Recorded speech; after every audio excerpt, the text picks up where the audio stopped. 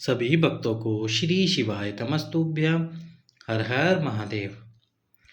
21 तारीख यानी कि 21 फरवरी को फुलेरा दूज पड़ रही है। ये केवल साल में एक ही बार पड़ती है।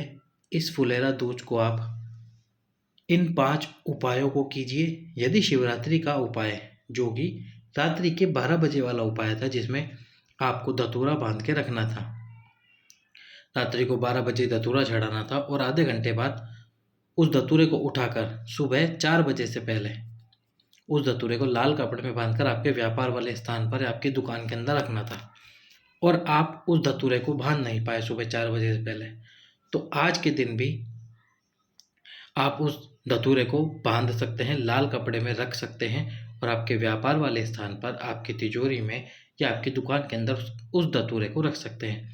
जैसे कि मान लीजिए कि आपने उस धतूरे को 12 बजे चढ़ा तो दिया, 12:30 बजे उठा लिया, पर आप किसी कारणवश सो गए और 4 बज गई, उसके बाद आप धतूरा नहीं बांध पाए, तो आज के दिन भी आप उस धतूरे को लाल वस्त्र में बांधकर अपने तिजोरी वाले स्थान पर रख सकते हैं।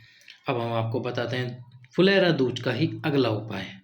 तो फुलेरा दूज का अगला उपाय है, जिस व्यक्ति को मिर्गी की बीमारी आती है, मिर्गी की बीमारी आती है, हाथ पैर अकड़ जाते हैं, तो उसके लिए धतूरे की जो जड़ होती है, धतूरे की जो जड़ है, उस जड़ को घर लेके आइए, उसको पानी से अच्छे से धो लीजिए। उसके बाद में थोड़ी सी जड़ का लेपन बना लीजिए और लेपन बनाने के बाद में थोड़ी सी जड़ को बचा के रखिए और थोड़ी सी जड़ का लेपन बना लीजिए।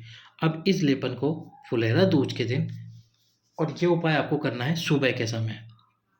लेपन बना लिया आपने, सुबह के समय शिव मंदिर में जाइए और उस लेपन को भगवान शंकर के शिवलिंग पर लगा दीजिए। उसके बाद में जो जड़ का एक टुकड़ा है छोटा सा, उसको भी भगवान शंकर के शिवलिंग पर चढ़ाइए। कौन सी जड़? धतूरे की जड़। उसके बाद में आपको एक कलश जल भगवान शंकर के शिवलिंग पर समर्पित करना है। समर्पित कर दिया। अब जो जड़ का टुकड़ा था, उस टुकड़े को लीजिए, जो आपने टुकड़ा चढ़ाया था, उस टुकड़े को उठा लीजिए। टुकड़े को उठाने के बाद में घर ले आइए और दोपहर के समय जिस व्यक्ति को मिर्गी का दौरा पड़ता है, मिर्गी की बीमारी है, उसको 3 से 4 बार उस जड़ को सूंघा दीजिए। उसके बाद उसको कभी भी उस मिर्गी की बीमारी नहीं होगी। चलिए चलते हैं अगले उपाय की तरफ। तो फुलेरा दूज के दिन जिस व्यक्ति को बहुत बहुत ज़्यादा भारी बीमारी है, बहुत रोग है, तो उस व्यक्ति को 1 धतूरा और 5 बेलपत्र, 1 धतूरा और 5 बेलपत्र लीजिए। एक जो धतूरा है वह भगवान शंकर के शिवलिंग पर समर्पित कीजिए और जो 5 बेलपत्र हैं, उन बेलपत्र को भगवान नंदीश्वर पे, जो नंदी भगवान होते हैं, उन नंदीश्वर पे समर्पित कर दीजिए आपकी बीमारी का नाम लेकर। उसके बाद जो भी आपका भारी रोग होगा वह धीरे धीरे समाप्ति की कगार पर आ जाएगा। अब चलते हैं फुलेरा दूज के अगले उपाय की तरफ। तो फुलेरा दूज का जो अगला उपाय है, उस उपाय में आपको क्या करना है, यदि कोई व्यक्ति है जिसे चमड़ी खराब हो रही है, चमड़ी पर कोई रोग है, स्किन एलर्जी है या स्किन का कोई रोग है, उसने सारे डॉक्टरों को दिखा लिया, तो अब फुलेरा दूज के दिन शाम के समय मंदिर जाना है, यानी कि प्रदोष काल में मंदिर जाइए। मंदिर जाते समय आपको एक कलश लेना है। मंदिर जाने से पहले एक कलश लीजिए, उसमें 1 धतूरा डाल दीजिए, जल भरकर 1 धतूरा डाल दीजिए। धतूरा डाल दिया आपने और उसके बाद में उसमें थोड़ा सा चंदन डाल दीजिए। पहले कलश लीजिए, कलश में जल भरिए, जल भरने के बाद 1 धतूरा डालिए, धतूरा डालने के बाद चंदन डाल दीजिए। जब आप ये दोनों वस्तुएं डाल दें, उसके बाद मंदिर जाकर उस कलश का जल भगवान शंकर के शिवलिंग पे चढ़ाइए और जहाँ से जल नीचे गिरता है वहाँ एक पात्र लगा लेना है, तो वो जल उस पात्र में आ जाएगा। अब अपने घर आकर बाथरूम में सारे वस्त्र उतार दीजिए। बदन पर एक भी वस्त्र नहीं होना चाहिए और उसके बाद जो जल आप लेकर आए हैं, उस जल को अपने शरीर पर लगा लीजिए। 15 से 20 मिनट उस जल को लगे रहने दीजिए और उसके बाद स्नान कर लीजिए। जो भी आपकी स्किन से रिलेटेड डिजीज़ होगी, बीमारी होगी, वह समाप्त हो जाएगी। अब चलते हैं फुलेरा दूज के अगले उपाय की तरफ।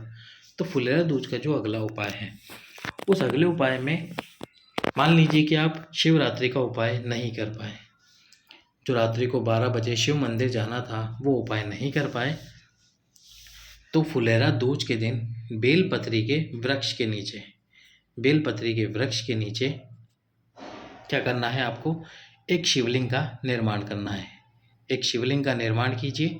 पार्थिव शिवलिंग का निर्माण करने के बाद में उसके ऊपर एक धतूरा समर्पित करना है, हल्दी में भीगा हुआ, यानी कि धतूरे के ऊपर आपको हल्दी लगा देनी है अच्छे से।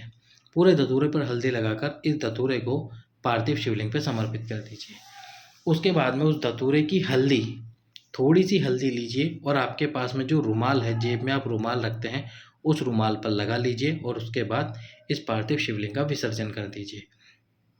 विसर्जन कर दीजिए और उस रुमाल को अपनी जेब में रखने के बाद अपने व्यापार वाले स्थान पर, आपकी दुकान पर, आपके घर में सब जगह लेकर जाइए।